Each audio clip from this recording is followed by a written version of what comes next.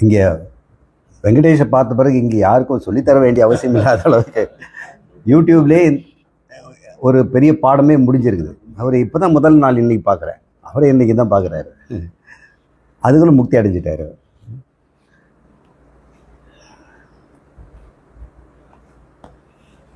ஆத்மா அதை பற்றி தெரியும்.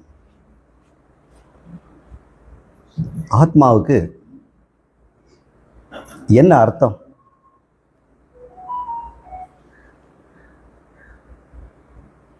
சமஸ்கிருத வேர்ச்சொல்லிலேருந்து அர்த்தத்தை பார்த்தோம்னா அது நமக்கு உதவாது.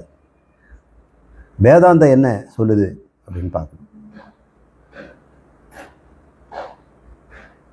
உங்களுக்கெல்லாம் நான்கிற உணர்வு இருக்கு இல்லையா? எல்லாருக்கும் இருக்கு இல்லையா? ஒரு பொருள் சொன்னால் அந்த பொருளுக்கு அர்த்தம் உங்களுக்கு விளங்குது.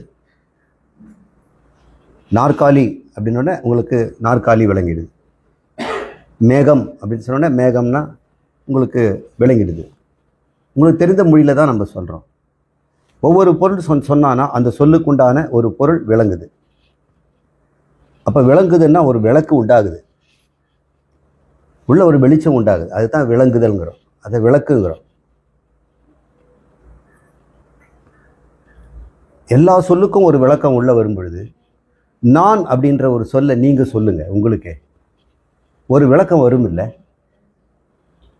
அந்த பொருள் எது விளங்கிக்கிச்சு, அதுதான் ஆத்மா. இதுக்கு மேலே ஆத்மாவுக்கு ஒன்றும் சொல்ல வேண்டியதில்லை. நான் என்று வாங்க, இங்கே முன்னாடி வாங்கம்மா, கேமரா மறைக்குது.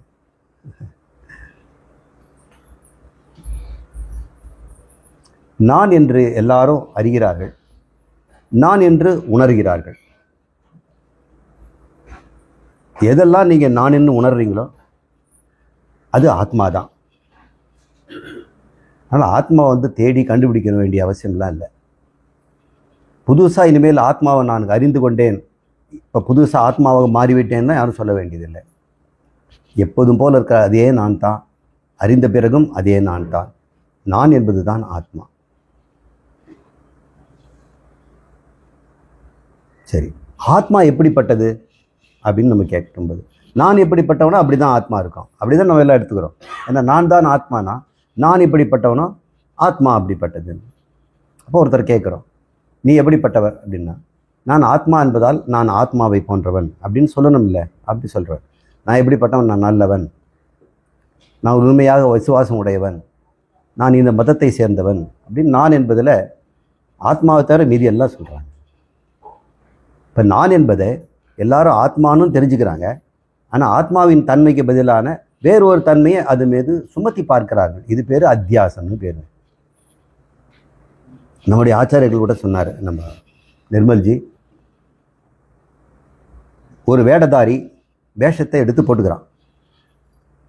தெரிந்தே போட்டுக்கிட்டதுனால அது அத்தியாரோபம்னு பேர். தெரிந்து செய்தோம்னா அது அத்தியாரோபம், தெரியாமல் செய்துட்டு அத்தியாசம். நிகழ்ச்சி ஒன்று தான்.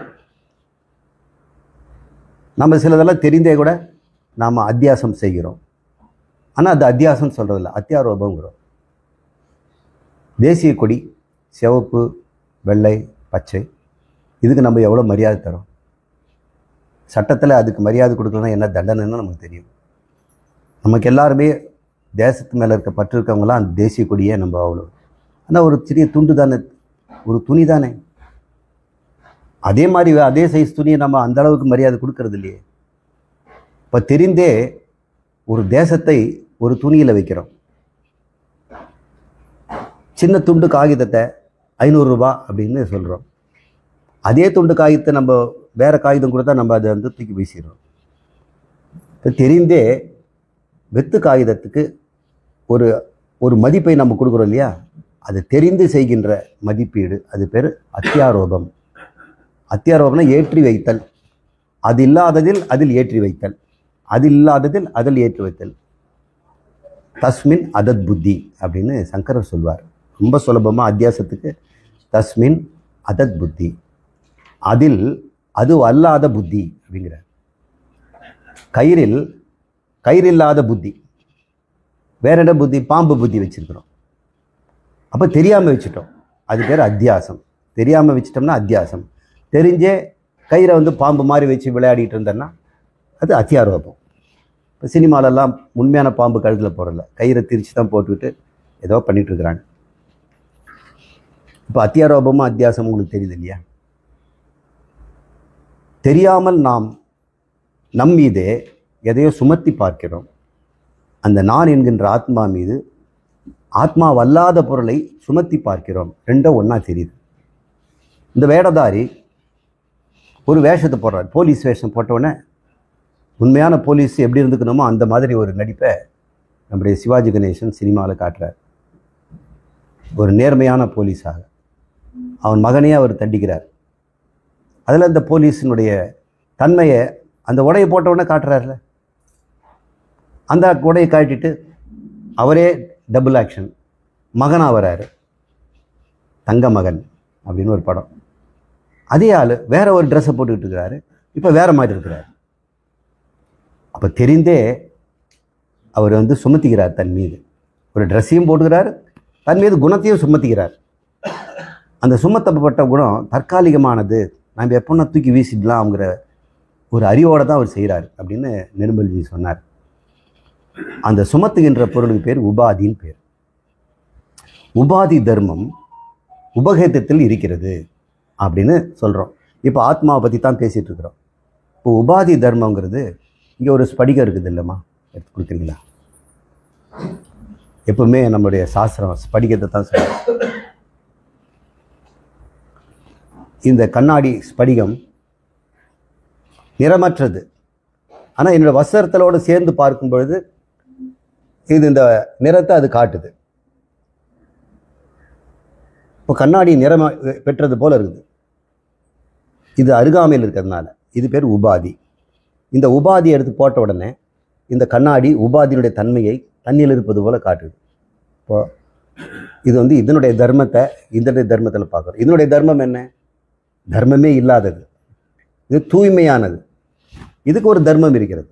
இது கசங்க இருக்கலாம், அழுக்காக இருக்கலாம், ஆரஞ்சு கலரில் இருக்கலாம். ஆனால் இதனுடைய தர்மம் இதில் இருப்பது போல நமக்கு தெரியுது இல்லையா?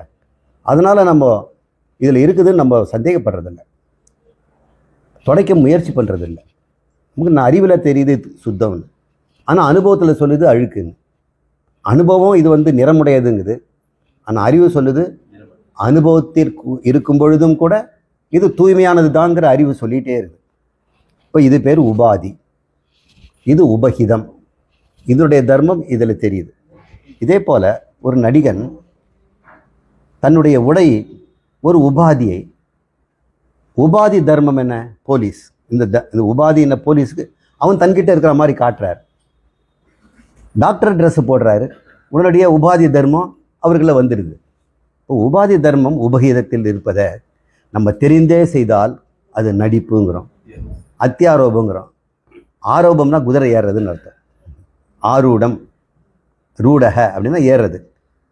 அதி ஆரூபம் அப்படின்னா தெரிந்தே குதிரையில் ஏறுவது, தெரிந்தே அதை நாம் செய்வது. அத்தியாசம்னா அறியாமையில் உபாதி தர்மத்தை எனதுன்னே நினைச்சிருது. இது என்னுடைய வேஷம் அப்படிங்கிறத விட்டு நானே அது அப்படின்னு நினைச்சிக்கிறது தான் அனாதி காலத்திலே நடக்குது. நடிகர்லாம் ரொம்ப சுலபமாக அந்த வேஷத்தை கழிச்சிட்ட உடனே பழைய வாழ்க்கைக்கு சந்தோஷமாக வந்துடுறாங்க. நம்மளால் முடியல. ஏன்னா அவன் தெரிந்தே அணிஞ்சான், அல்ல தெரிந்தே காட்டுறான். ஏன் காட்டணும்? அதே ட்ரெஸ்ஸில் வீட்டுக்கு போனால் கூட அவன் சாதாரண மனுஷன்தான். வீட்டில் போய் அப்பா குழந்தைகள்லாம் பார்க்கும்போது போலீஸ் வருதுன்னு பயப்பட மாட்டாங்க. டாடி இன்னைக்கு போலீஸில் இருக்கார், இன்னும் நாளைக்கு எப்படி டாடி என்ன இப்படி வந்திருக்கிறார். எப்படி வந்தாலும் டாடி டாடி தான். ஒரு நாள் அழுக்கா பிச்சைக்கார வேஷத்தில் வந்திருக்கலாம், அந்த குழந்தை ஓடி போய் ஹாய் டாடின்னு கட்டி பிடிச்சி போலீஸ் உடையில் இருந்தாலும் கட்டுது. அப்போது இந்த அத்தியாசத்தையும் தாண்டி அந்த உபாதியையும் தாண்டி உபகித வஸ்துவை குழந்தை கூட கண்டுபிடிக்குதே. இப்போ அதுக்கு எவ்வளோ ஒரு திட ஞானம் இருக்குது. அப்பா எப்படி இருந்தாலும் அப்பா தான், அவர் எந்த உபாதியில் இருந்தாலும் அப்பா தான் அப்படின்ற நம்பிக்கை குழந்தைகிட்ட இருக்கிற போது நமக்கு மட்டும் அந்த நம்பிக்கை, இந்த உலகத்தில் எப்படி இந்த உலகம் இருந்தாலும் அது பிரம்மம் தான், நான் எப்படி இருந்தாலும்னா ஆத்மா தான் அப்படின்ற ஒரு நம்பிக்கை நமக்கு வரணும். இல்லை, அந்த குழந்தைகிட்ட இருக்கக்கூடிய தந்தையின் மீது இருக்கின்ற நம்பிக்கை நாம் நம்ம மேலே வச்சுக்கணும். இப்போ நான் என்கின்ற உணர்வு தான் ஆத்மா. ஆனால் அந்த உணர்வு ஆத்மா உணர்வாக இல்லை, அனாத்ம உணர்வாக இருக்கிறது. அனாத்மாங்கிறது இந்த உபாதிகள். அனாத்மாவும் ஆத்மாவும் பக்கம் பக்கமாக இருக்குது. இந்த தர்மம் ஆதி காலத்திலே இருக்குது. எப்படிப்பட்ட பக்கம் பக்கம்னா ரெண்டு வஸ்துவானா அது சத்திய மித்தியாலாம் நீங்கள் புரிஞ்சுக்கிட்டீங்க. இப்போ நம்ம புரிஞ்சிக்க வேண்டியது அது பிரிக்கவும் வேண்டியதில்லை, அது சேரவும் இல்லை, அப்படி ஒன்று இல்லவே இல்லை அப்படின்னு வெங்கடேஷன் சொல்லிட்டார். உபாதின்னு ஒன்று இல்லவே இல்லை. எப்போ இந்த உபாதி இல்லைங்கிறது தெரியுது? அத்தியாரோபம் பண்ணி உபாதி இருக்குதுன்னு காட்டி மறுபடியும் அபவாதம் செய்து அது இல்லைன்னு நீக்கிட்ட பிறகு அப்புறம் வந்து உபாதி பற்றியும் உபாதி நீக்கத்தை பற்றியும் அவர் பேசுவாரா? பிணம் தொட்ட சடின்னு சாமி சொன்னாங்க. அது மாதிரி இந்த சாசனம் இந்த உபாதி உபகிதம் அத்தியாரோபம் அபவாதம் எல்லாத்தையும் தூக்கி போட்டுட்டு மௌனமாக வாழ்வது தான். இது தாங்க ஐக்கியம். ஐக்கியம்னா ஏகசிய பாவம். ஐக்கியம் அப்படின்னா ஏகம்ங்கிறது ஐக்கியம்னு மாறும், ஏகங்கிறது ஐக்குன்னு மாறும், ஈஸ்வரங்கிறது ஐஸ்வர்யம்னு மாறுற மாதிரி, கேகயம்ங்கிறது கைகேயின்னு மாறுற மாதிரி, ஏகம்ங்கிறது ஐக்கியம். ஐக்கியம்னா ரெண்டு ஒன்றா சேருதுன்னு நம்ம நினச்சிக்கிறோம். இப்படி தான் நம்ம அர்த்தத்தில் சொல்கிறோம். ஜீவ பிரம்ம ஐக்கியம். ஐக்கியம்னா ஒன்றா சேர்க்கறது இல்லை, ஜீவ பிரம்ம ஏகத்துவம்னு அர்த்தம். ரெண்டும் ஒன்று தான். அங்கே எதுக்கு நம்ம ஜீவன் பிரம்மம் ஜீவனும் பிரம்மம்னு ரெண்டு சொல்கிறோம்? உபாதியினால் சொல்கிறோம். அதனுடைய உபாதி வேறு, இதனுடைய உபாதி வேறு. இது சரீர உபாதியில் இருக்குது, அது மாயை உபாதியில் இருக்குது. இந்த மாயையும் சரீரமும் உபாதிகள் தான். இந்த உபாதிகள் ஏதாவது வித்தியாசம்னா அதில் வித்தியாசம் இருக்கலாம். உபாதியில் எவ்வளோனா வித்தியாசம் இருக்கலாம். அந்த உபாதிகளை பற்றி நீங்கள் நிறைய கிளாஸ் எல்லாம் எடுத்தீங்க. எப்படி இந்த மாயா உபாதி அநேக உபாதிகளாக அது பரிணாமம் அடையுதுன்னு. அந்த மாயை எப்படிப்பட்டது? பிரம்மத்தினுடைய பரிணாமமா? இல்லை, அது வந்து அதனுடைய விவர்த்தம் அப்படின்னு பார்த்தோம். சரி, உங்களுக்கு என்ன சந்தேகம் அதை சொல்லுங்கள். ஜீவ பிரம்ம ஐக்கியங்கிறது ஒரு பெரிய சாப்டர் தான். இப்போ நம்ம அதுக்கு வந்து லட்சணாவிருத்தியெல்லாம் நம்ம சொல்லணும். அதெல்லாம் இப்போ இன்றைக்கி வேண்டாம், மணி ஆகிட்டு இருக்கிறதுனால. ஒன்று நீங்கள் புரிஞ்சுங்க, ஆத்மாவை அடைதல்லாம் கிடையாது. நான் என்ற உணர்வு தான் ஆத்மா. அந்த உணர்வில் ஒரு மாற்றம் ஏற்படணும் இந்த ஞானத்தினால. ஞானத்துக்கு முன்னாடி இந்த நான் உணர்வு எப்படி இருந்ததுன்னா, நான் மறிபவன், நான் மடிபவன், நான் தேய்பவன், நான் அழிபவன், எனக்கு பயம் இருக்கிறது, எனக்கு ஆசைகள் இருக்கிறது அப்படின்றது தான் அந்த நானில் உணர்வு இருந்தது. ஒவ்வொரு நான் உணர்வுக்குள் பின்னாடியும் இந்த நானுக்கு உணர்வுன்னு ஒரு இருக்கு இல்லையா, அந்த உணர்வில் இதெல்லாம் மறைஞ்சிடுது. இப்போ ஞானம் வந்த பிறகு அதே நான் தான் இருக்குது. இப்போ உணர்வு மாறிடுச்சு. அப்போ என்ன உணர்வு மாறுது? முதல்ல பய உணர்வு, காம உணர்வு, குரோத உணர்வு, ஜலசி அப்படின்னு சொல்லக்கூடிய அசூயை, அந்த உணர்வு எல்லாம் அந்த நானில் இருந்தது. இப்போ சுத்தமாக போயிடுச்சு. ஏன்? அந்த என்ன உணர்வு தான் இருக்கும்? மரக்கட்டை ஆகிடுமா? இந்த வேதாந்த ஞானத்தினால நம்ம எல்லா உணர்வும் விட்டுட்டு மரக்கட்டை ஆகிடுமா? இல்லை, எல்லா உணர்வுக்கும் தாய் உணர்வு ஒன்று இருக்குது. அதுதான் சாந்தம், அதுதான் திருப்தி, அதுதான் ஆனந்தம். ஆனந்தம்ங்கிற உணர்வு தான் தடைபடும் போது இந்த மாதிரி உணர்வுலாம் வருது, ஸ்கேட்டர் ஆகிடுது. கோபம் கூட ஒரு ஆனந்தம் தான், பயம் கூட ஆனந்தம் தான், பொறாமையும் ஆனந்தம் தான். ஒரே உணர்வு தான். ஃபில்டர் சந்தகையில் போட்டு நம்ம அமுக்கி பிழியும் போது ஒரே மாவு வேறு வேறு மாதிரி வருது. முறுக்கில் வேறு வேறு அச்சு போடுறோம், ஸ்டார் மாதிரி போடுறோம், பட்டையாக போடுறோம். இதெல்லாம் போடும்போது மாவு ஒன்று தான். இந்த மாதிரி நம்முடைய மனம்ங்கிற ஒரு ஃபில்டர், ஒரு கண்ணாடி, அதன் வழியாக இந்த ஆத்மா ஆனந்தம் பிரகாசிக்கும் பொழுது அது பல வடிவங்கள் எடுது. இப்போ ஞானிக்கு தெரியும், கோபமும் ஆனந்தம்தான், அது ஒரு உணர்வு தான். பயமும் ஆனந்தம்தான், உணர்வு தான். அது ஒரே உணர்வு, பார்க்கின்ற விதத்தில் எனக்கே அது வேறு வேறு மாதிரி தெரியும். அது பிரதிபலிக்கின்ற அந்த கரணத்தில் இருக்கிற தோஷம், அந்த கரண தோஷம், கோப தோஷம், குரோத தோஷம், பய தோஷம், இதில் இந்த ஆனந்தம் உள்ளே போகும்போது தோஷத்தோடு சேர்ந்து வருது. இந்த உண்மை தெரிஞ்ச பிறகு நீங்கள் கோபப்படுறதுக்கு பயப்பட மாட்டீங்க, ஆனந்தத்தில் கோபப்படுவீங்க. ஆனந்தமாக பயப்படலாம், ஆனந்தமாக ஆசைப்படலாம். அது எப்படி சார் ஆனந்தமாக பயப்படுறது? நீங்கள் பண்ணது இல்லையா? உங்கள் குழந்தை பேய் வேஷம் போட்டு வரும், அப்பா எப்படி பயப்படுவார் தெரியுங்களா? அப்படியே பயந்துருவார். அந்த ஒரு பயப்படுறத இந்த பார்த்தோம்னா அந்த குழந்தைய சிரிப்பு வந்துடும். என்னப்பா இப்படி பயப்படுறீங்க? ஒன்று திடீர்னு பார்த்துட்டா அப்படியே பயந்துட்டான். அந்த பயம் எப்படிப்பட்டது? ஆனந்தத்தில் ஒரு பயம். தன் குழந்தையினுடைய வளர்ச்சியை பார்த்து அவர் அப்பா சொல்கிறார், எனக்கே பொறாமையாக இருக்குது. ஒரு ஆனந்தத்தில் ஒரு பொறாமை, ஆனந்தத்தில் ஒரு ஆசை. இவனா நான் இருந்திருக்கக்கூடாதா? ஒரு பொறாமை. எல்லா விதமான இந்த ஆனந்தத்தை எப்படி தந்தை அனுபவிக்கிறாரோ தன் மக்கள்கிட்ட, அதே மாதிரி ஞானி இந்த ஆனந்தத்தை இந்த உலகத்தில் இருக்க மக்கள்கிட்ட அனுபவிச்சுக்கிட்டே இருப்பார். அவங்களுக்கு வேண்டிய உணர்வெல்லாம் காட்டிக்கிட்டே இருப்பார். எந்த உணர்வும் அவங்களுக்கு வேணுமோ அதெல்லாம் கொடுப்பான். அவனுக்கு நல்லா தெரியும் அது ஆனந்தத்திலிருந்து தற்காலிகமாக ஃபில்டர் செய்து கொடுக்கப்பட்டது. அவ்வளோதான். ஆனந்தத்துக்கு எந்த குறைவும் கிடையாது. இந்த உண்மையோடு நம்ம தெரிஞ்சுக்கிட்டோம்னா இனிமேல் கோபத்துக்கு கூட பயப்பட வேண்டியதில்லை. நான் ஞானி ஆயிட்டனே, சாஸ்திரம் கேட்டுட்டனே, உபதேசத்தை பெற்ற பிறகு கோபப்படலாமா அப்படின்லாம் நீங்கள் பயந்துடாதீங்க, குற்றம் வந்துடாதீங்க. திடீர்னு வீட்டுக்கு போயிட்டு ஒரு 2 கோவம் வந்துடுச்சுன்னு சொன்னால், அடடா நம்ம சாஸ்திரம் படிச்சுட்டு இப்படி கோவப்பட்டது நியாயமா அப்படின்னு ஒரு குற்ற உணர்வு வராதிங்க. பிரம்மத்தால் இதெல்லாம் முடியும். உலகத்தையே சிருஷ்டி பண்ணுறது, அப்போ பிரம்மத்துக்கு பயப்பட முடியாதா? பிரம்மத்தால் பயப்பட முடியாதுன்னு அப்புறம் அது பிரம்மத்துக்கு பிரம்மங்கிற பேரை கொடுக்க முடியாது. அது எல்லாம் வல்லது. நம்ம பயப்படுது, பொறாமப்படுது, கோபப்படுது, சிரிக்குது, எது ஒன்றா செய்யலாமே, எது ஒன்று செய்யலாம். அப்போ திருடலாமா, கொலை செய்யலாமா அப்படின்னு ஒரு குதர்க்கமான கேள்வி வரும். பிரம்மை அதெல்லாம் செய்யுது, பிரம்ம அதுக்கு தேவையா? அப்போ முதல்ல இதெல்லாம் செய்யுது, அதுவும் தேவையில்லையே. தேவையில்லாததை தான் அது செய்யுது. தனக்கு திருப்தி ஏற்படுவதற்கும் ஆனந்தம் வருவதற்காகவும் அது செய்யலை. ஆனந்தமாக இருப்பதனால அது செய்யுது. ஒருவன் ஆனந்தமாக இருக்கும் பொழுது அவங்ககிட்டேருந்து விரும்புகின்ற உணர்வுகளெல்லாம் நாம் தப்பாக புரிஞ்சுக்கிறோம். ஆனால் அவங்ககிட்டேருந்து ஆனந்தத்திலிருந்து அது பீரிட்டு வருகின்ற தற்காலிக உணர்வு பேதங்கள் தான். அது நிற்கவே நிற்காது.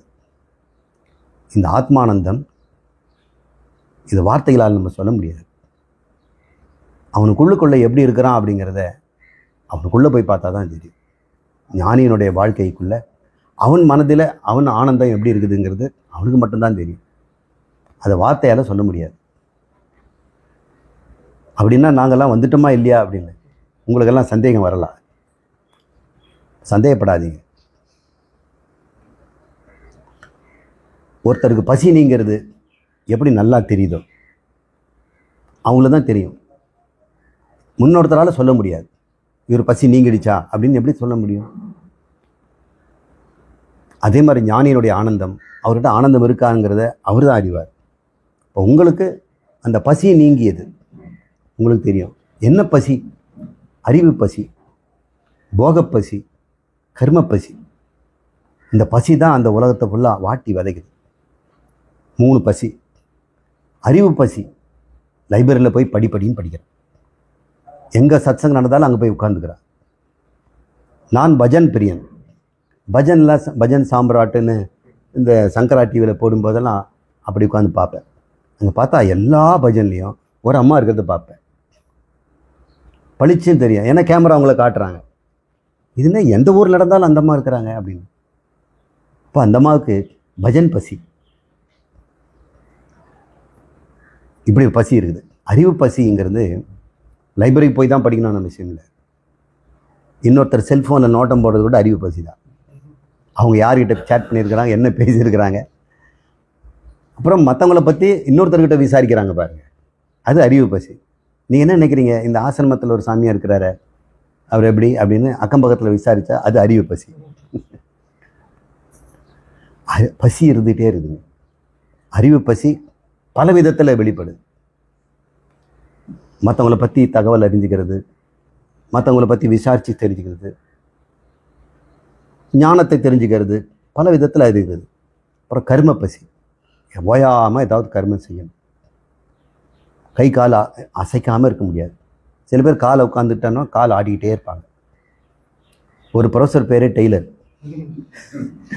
ரொம்ப நாள் எனக்கு ஏன்டா அவரை போய் டெய்லர்னு கூப்பிடுறீங்க அப்படின்னு கேட்டேன்னா, சார் எங்களுக்கும் தெரியாது சார், ஆனால் ரொம்ப காலமாக டெய்லர்ன்ற பேர் இருக்குது. அப்புறம் ஒரு சீனியரை தான் பிடிச்சி கேட்டேன். அவன் தான் இருக்கிறதுலே அவர் லெக்சரராக இருக்கார் இப்போ காமர்ஸ் டிபார்ட்மெண்ட். உனக்கு தான் தெரியும் அவருக்கு ஏன் சார். அது ஒன்றும் இல்லை சார், அவர் உட்கார்ந்தானா கால் ஆடிக்கிட்டே இருப்பார், அதனால் கால் மிதிச்சுட்டு டெய்லர்னு நாங்கள் பேர் வச்சுருக்கோம். சில பேர் அப்படி உடம்பு சேட்டைகள் இருந்துக்கிட்டே இருக்கும், அங்கே சேட்டைகள். வீட்லேயும் சும்மா இருக்க மாட்டாங்க. இந்த பெருசை எது கூட சொன்னாலும் கேட்க மாட்டாங்க. இந்த படிக்கட்டு ஏறாதுன்னு சொல்லிட்டு மேலே ஏறிக்கிட்டே இருக்குது. அப்புறம் சொல்லுவாங்க, மேலே ஒரு ஒட்டடையாக இருக்குது, தண்ணி கொண்டு போய் ஊற்றிட்டு வந்தேன், இப்போ வெயிலுக்கு ஊற்றி விட்டால் தானே கீழே குழுகுலுன்னு இருக்கும் அப்படின்னு இந்த வயசில் அந்த பக்கெட் தண்ணி எடுத்துகிட்டு போவார்.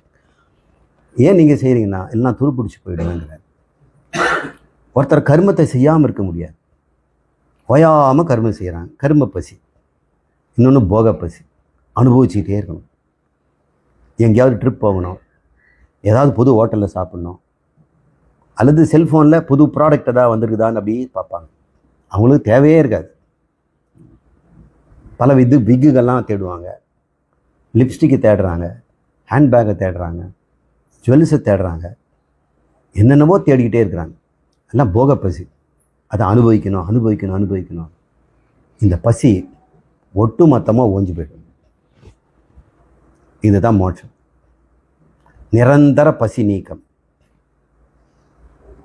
அப்புறம் பசிக்கவே பசிக்காதானா, அவர் பசிக்கும் போது அவர் சாப்பிடுவார். இங்கே பசி இல்லாவிட்டாலும் சாப்பிட்றவங்க இருக்கிறாங்க. அந்த பசி ஓயறதே இல்லை. அறிவு பசி, செயல் பசி, இன்னொன்று அனுபவ பசி. இந்த 3 விவகாரமும், ஞான விவகாரம், கர்ம விவகாரம், போக விவகாரம், இந்த விவகாரத்தை எல்லாம் செய்வது இந்த நான். எப்போ இந்த நான் இந்த 3 விவகாரத்தையும் விடுதோ, இந்த 3லும் இருக்கின்ற பசி அதுக்கு ஓரளவுக்கு நீங்கி போச்சோ, அப்போ அது கொஞ்சம் கொஞ்சமாக ஆத்மாவாகிட்டு இருக்குது. அப்போ என்ன உணர்வு இருக்குமோ அந்த உணர்வு தான் முக்தனுடைய உணர்வு, பசி அடங்கிய உணர்வு. கர்த்தம் கர்த்தவியம், ஆப்தம் ஆர்த்தவியம், பிராப்தம் பிராப்தவியம். செய்வதெல்லாம் செய்து முடித்தது போலவும், செய்யல் பசி நீங்கியது போலவும், அடைய வேண்டியதெல்லாம் அடைந்து விட்டது போலவும். பிராப்தம் பிராப்தவியம், பிராப்தவியம் அடைய வேண்டியதெல்லாம். ஞாத்தம் ஞாத்தவியம், அறிய வேண்டியதெல்லாம் அறிந்து விட்டது போலவும். கர்த்தவியம், ஞாத்தவியம், பிராப்தவியம், கர்ம போக ஞான, இந்த 3 வியாபாரங்களும் ஒடுங்கி போய் அந்த சதா மௌனத்தில் இருக்கிறாங்க பாருங்க. அதுதான் மனநசீலர் அப்படின்னு பேர். மனனம் சீலம், சீலம்னா ஒழுக்கம், நல்ல ஒழுக்கத்துக்கு சுஷீலா அப்படின்னு பேர். மனநசீலம்னா மனதில் தூய்மை அடைந்தவர். இந்த பசிங்கிறதே இல்லை. அந்த மனம் ஓயாமல் மௌனத்தில் இருக்கும். அப்புறம் மௌனத்தில் இருந்தாருன்னா அப்புறம் ஒரு வீட்டு விவகாரம் செய்யணும் இல்லை, ஞானியும் விவகாரம் இருக்கும் இல்லை. விவகாரம் இல்லாமல் இருக்க முடியாது. உடம்புன்னு வந்துடுச்சுன்னா அடுத்த வேளை சாப்பிடணும், குளிக்கணும், பல் தேய்க்கணும், பூஜை செய்யணும், குழந்தைகளோடு இருக்கணும், தொழில் செய்யணும். இதெல்லாம் வியாபாரம் தானே. அப்போ வியாபாரம்லாம் அடங்கி போச்சுன்னா என்ன? முன்ன பசிக்காக வியாபாரம் பண்ணார், இன்னைக்கு திருப்தியில் வியாபாரம் பண்ணுறார். ஒரு திருப்தி வியாபாரம். அந்த திருப்தி வியாபாரம் எப்படி இருக்கும்? இப்போவும் அறிவதுக்கு அவர் அறிவு பசி இருக்கும். ஆனால் எப்படிப்பட்ட அறிவாக இருக்கும் அது? இந்த ஆத்ம ஞானத்துக்கு சம்பந்தமான அறிவாக தான் இருக்கும். இப்போவும் கர்ம பசி அவருக்கு இருக்கலாம். ஆனால் எப்படிப்பட்டதாக இருக்கும்? இந்த ஆத்ம ஞானத்தை யாருக்காவது சொல்லிக் கொடுக்கலாம், இதை ஏதாவது புஸ்தகம் எழுதலாம் அப்படிங்கிற அந்த கர்ம பசி இருக்கும். போக பசின்னா யாராவது இந்த ஆத்ம ஞானத்தை பற்றி சொல்ல மாட்டாங்களா, அதை கேட்டு இன்புறலாமே அப்படின்னு இருக்கும். அப்போ கர்ம ஞான போகம் 3ம் முக்தனுக்கும் இருக்கும். ஆனால் எல்லாமே நன்மைப்பட்டு பயப்பதாக இருக்கும், மனதை தூய்மை செய்வதாக இருக்கும். இப்போ கேட்டாங்க, நானே பிரம்மமான பிறகு நம்முடைய தொன்று தொட்டு சாமி கும்பிடணும்னு சொல்லிட்டு வந்திருக்கிறாங்களே, இதெல்லாம் ஒடு போட்டு போயிடுமே அப்படின்னு. போகவே போகாது. ஏன்னா அந்த ஜனங்கள் எப்பொழுது இருந்துகிட்டே இருக்கிறாங்க. ஞானிக்கிட்ட தான் இப்போ பேச்சு. ஞானி போவானா போக மாட்டானான்னு அவனை தான் நம்ம கேட்கணும். போவியா போக மாட்டேன். ஒருவேளை ஞானத்தினால எல்லாரும் கோயில் போகிறத விட்டுடுவாங்க, கோயிலெல்லாம் வேஸ்ட் ஆகிடுமோ அப்படின்னு பயமே வேண்டாம். ஏன்னா ஞானி கூட்டம் எவ்வளோ கம்மியாக இருந்து நீங்களே பாருங்கள். ஞானிகளுக்கு கூட்டம் ரொம்ப கம்மி. அதனால் கோயிலுகளுக்கு போகிறவங்க கோடி கோடியாக இருக்கிறாங்க, அவங்க போயிட்டே இருப்பாங்க. இப்போ ஞானி போகலாமா போகக்கூடாதா? கோயிலுக்கு ஏன் போகக்கூடாது? அவன் ஞானியாக இருக்கிறதுனால கோயில் பயந்து ஓடிடுவானா? கோயில்னால் பயப்படமான இடமா? அல்லது தீட்டா? ஞானி எதுவும் விரதம்லாம் வைக்கிறது இல்லை, அவனுக்கு எதுவும் அனுஷ்டானம் எதுவும் கிடையாது. அதனால் கோயிலுக்கு போக மாட்டேன் நான் பிரம்மங்கிற அனுஷ்டானம்லாம் கிடையாது. ஐயோ முன்னெல்லாம் போயிட்டு இருந்தேனே இப்போ போகணுமே என்ற அனுஷ்டானமும் கிடையாது. அனுஷ்டானம் இல்லாமல் வாழ்கிறவன் ஞானி. ஆனால் அவன் வாழ்க்கையில் நடக்கிறதெல்லாம் அனுஷ்டானங்கள் மற்றவங்களுக்கு. அவனுக்கு சாத்திய ரூபமானது அந்த அனுஷ்டானம், மற்றவனுக்காக சாதனா ரூபமாக இருக்குது. அப்போ அவன் கோயிலுக்கு போவான். எதுக்கு போவான்? பகவானே சொல்கிறார். ராமரே ராமேஸ்வரத்தில் சாமி கும்பிட்டார்ல, பிரம்மஹத்தி தோஷத்துக்காக, உலகத்தை எடுத்து காட்டுறதுக்காக. மற்றவங்கள சிஷ்டாச்சாரம்னு பேர். ஞானிகள் எல்லாம் கோயிலுக்கு போகலைன்னா அவரே போகிறதில்ல, நாங்கள்லாம் எதுக்கு போகணும், மற்றவங்க போயிடுவாங்க. அது போகக்கூடாதுங்கிறதுக்காக இவர் போவார். அப்புறம் இன்னொன்று சொல்கிறேன், கோயிலுக்கு போகிற விஷயத்தில் மட்டும் நான் பிரம்மங்கிறதுல ஏதோ ஒரு முரண்பாடு இருக்கிற மாதிரி நீங்கள் நினைக்கிறீங்கல்ல. பிரம்மத்துக்கு எதுக்கு கோயில் போகணும்? நான் கேட்குறேன், பிரம்மம் சாப்பிடுமா? அப்போ நம்ம சாப்பிட்றோம் இல்லை, அப்போ அங்கே மட்டும் நம்ம பிரம்மம் இல்லை. அப்போ 3 வேளை சாப்பிடும்போது பிரம்மம் இல்லை. கோயிலுக்கு போவது மட்டும் ஞானி ஆச்சு, எப்படி கோயில் போகிறது இல்லை? இது பசிக்காக போகிறோம். தினம் குளிக்கிறோம் இல்லை, பல் தொலைக்கிறோம் இல்லை, ட்ரெஸ்ஸு போட்டுக்கிறோம் இல்லை. அது மாதிரி இது மனம்ங்கிற ஒன்று சுத்தம் பண்ணுறதுக்கு கோயிலுக்கு போனால் என்ன? சரி, நம்ம கோயிலுக்கு போனால் என்ன நல்லதுன்னா, நிறைய பேர் நம்மளை பார்த்து போவாங்க. அப்புறம் சாமி அங்கே கல்லாக இருக்கிறாரு, நீங்கள் போனால் உயிரோடு இருப்பார். ஜனங்களுக்கு பெரிய ஒரு புண்ணியம் இல்லையா? இந்த சாது தரிசனத்தை அவ்வளோ சீக்கிரம் கிடைச்சிடுமாண்ணா? இப்போது நிறைய பேர் வேண்டுகின்ற இடத்துல ஒரு சன்னியாசி போகிறது நல்லது தானே. மற்றவங்களுக்காக அவன் போக மாட்டானா? அங்கே கல்லாக இருக்கிற சாமிக்கு பதிலாக உயிரோடு இருக்கக்கூடிய சாமியை பார்க்குறவங்க பார்க்கட்டுமே, கேட்குறவங்க கேட்கட்டுமே. அங்கே அர்ச்சனை செய்துக்கிட்டு இருக்கும்போது அவன் தனக்கு செய்தான் உணர்றான். அங்கே பிரார்த்தனை செய்கிற பிரார்த்தனைகளுக்கெல்லாம் இவன் ஆசீர்வாதம் பண்ணுறான். அவனுக்கிட்ட எல்லாமே வருது. ஏன்னா பிரம்மம், எல்லா தெய்வங்களும் அவன் பேச்சு கேட்குது.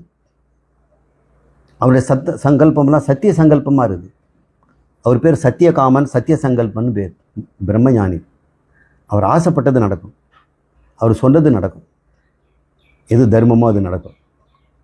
அப்படிப்பட்ட ஒரு ஞானி கோயிலுக்கு போனால் என்ன? அவன் கட்டாயம் கோயில் போய் தான் ஆகணும்.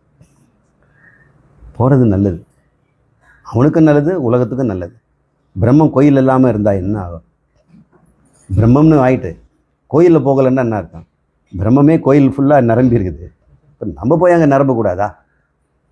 அதனால் நாம் எந்த விதத்துலேயும் ஒரு ஞானி அஞ்ஞானிகளுக்கு தப்பு வழியை காட்டிடக்கூடாது. ஆத்ம ஞானத்தை காட்டுங்க, ஆனால் ஆச்சாரத்தில் நம்ம தவறான ஒரு ஆச்சாரத்தை கொண்டுடக்கூடாது.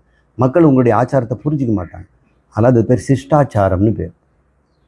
அர்ஜுனனுக்கு பகவான் சொல்கிறாரு, சிஷ்டாச்சாரம் கருதி நானும் தொழிலில் ஈடுபடுகிறேன், நானும் கர்மத்தில் ஈடுபடுகிறேன் அப்படின்னு அவர் சொல்கிறார். இது தான் இன்றைக்கி 2 நாள் நடந்த கருத்தரங்கத்தில் ஒரு அறிமுக வகுப்பில் அத்வைத ஞானத்தில் தெரிந்து கொள்ள வேண்டிய கலை சொற்கள், அதில் தெரிந்து கொள்ள வேண்டிய 6 விஷயங்கள்: ஜீவன், ஈஸ்வரன், ஜகத்து, இந்த 3. அப்புறம் பந்தம், மோட்சம், அதற்குண்டான சாதனம்.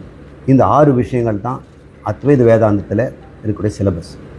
இது அத்தனையுமே இங்கே நீங்கள் சொல்லி கொடுத்துட்டீங்க. ஆத்மாவை சொன்னீங்க, பிரம்மத்தை சொன்னீங்க, ஜகத்தை சொன்னீங்க, சிருஷ்டி கிரமத்தை சொன்னீங்க, அப்புறம் ஜீவனுடைய உடம்பை பற்றி சொன்னீங்க, அப்புறம் பந்தத்தினுடைய தன்மையை சொல்லி கொடுத்தீங்க. அவித்யா எப்படி இருக்குங்க, அவித்யா காம கர்மம், அப்புறம் மோட்சம் எப்படி இருக்கும்னு இப்போ தான் நம்ம பேசி தெரிஞ்சுக்கிட்டோம். இந்த 3 பசியை அடங்கியது தான் மோட்சம். மோட்சம் நம்மக்கிட்டேருந்து அடங்கிறது தான். பசி நீங்கி எப்பொழுதுமே இளைப்பாறுதல் தான் மோட்சம். இதுக்குண்டான சாதனம் சிரவண மனன நிதித்தியாசனம். அதையும் நீங்கள் எல்லாம் சொல்லி கொடுத்துட்டீங்க. ஒரு நிறைவான வேதாந்தத்தை நம்ம 2 நாளில் நம்ம முடிச்சிட்டோம். இனிமேல் இதே மாதிரி நம்ம சந்திக்கும் பொழுது இன்னும் ஏகப்பட்ட கிரந்தங்கள் இருக்குது, நூல்கள். அந்த நூல்களை கொஞ்சம் கொஞ்சமாக நம்ம பார்த்து, உபநிஷத்தில் ஏதாவது ஒரு உபநிஷத்தில் ஒரு சாப்டர், பகவத்கீதையில் ஏதாவது ஒரு சாப்டர், அல்லது சங்கரர் எழுதிய நூல்களில் விவேக சூடாமணியும் மற்ற அத்வைத மகரந்தம் இது போன்ற நூல்களெல்லாம் எடுத்துக்கிட்டு 2 நாள் அது 3 நாள் கேம்ப் வச்சு மந்திரங்களை நம்ம வாய்க்கூட்டி சொல்லி உங்கள் வாயிலையும் அது வந்து வெளியே வரணும். காது மட்டும் கேட்கக்கூடாது. திரும்ப திரும்ப நம்முடைய மந்திரங்களையும் நம்ம குரலால் உச்சரித்து அந்த சமஸ்கிருத நாக்கு புரளும் போது பிரெயின்லேயும் இது கொண்டா நியூரான்ஸ் வந்து மாறும். உங்களை அறியாமல் அந்த மூளையில் அந்த மந்திர சொற்கள் மாறும். சூக்ஷ்மமாகவும் சில மாற்றங்களும் உண்டு. இந்த மந்திரங்களுக்கு ஸ்தூலமான நிறைய நன்மைகள் இருக்கிற மாதிரி சூக்ஷ்மமாகவும் இருக்குது. சில சொற்கள் மந்திரத்தில் இருக்கும். க்ளீம், க்ளௌம், ஷட், வகட் அப்படின்லாம் சொல்லுவாங்க. இதுக்கெல்லாம் ஒரு அர்த்தம் கிடையாது. இதெல்லாம் ஸ்தோபான்னு பேர். நிறைய ஸ்தோபாவை சொல்லுவாங்க. ஸ்வாதா, ஸ்வாஹா, ஹும், பட் அப்படின்னா இதுக்கு அர்த்தம் கிடையாது. ஆனால் அதுக்கு அதிர்ஷ்ட பலன் இருக்குது. திருஷ்ட பலன் ஒன்றும் தெரியாது. அதிர்ஷ்ட பலன் அதுக்கு உண்டு. மந்திரங்களுக்கு அதிர்ஷ்ட பலன் இருக்கிறதுனால நம்ம வேத மந்திரங்களை எந்த ஒரு பகவான் தன்னுடைய வாயால் அதை சொன்னாரோ, எந்த சனத்குமாரை எப்படி நாரதருக்கு உபதேசித்தாரோ பூம வித்யாவை, சாண்டில்ய வித்யாவை, உபகோசல வித்யாவை, இப்படி எத்தனையோ வித்யாக்களை நம்முடைய தேவாதி தேவர்கள் தான் சொல்லி கொடுத்துருக்குறாங்க. பகவான் கிருஷ்ணர் அவதாரத்தில் பகவத்கீதையை தன் வாயால் சொல்கிறார்.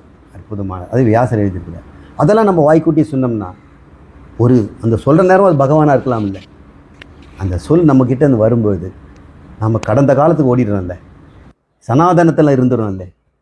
அதனால் அந்த மந்திரங்களை நம்ம உச்சரிக்கணும். கூட இருந்து சொல்ல சொல்ல குழந்த மாதிரி சொல்லி அதனுடைய பொருளையும் அர்த்தத்தையும் கேட்டோம்னா இந்த அத்வைத வேதாந்தத்தில் நம்ம திருடமாக நிற்கலாம்.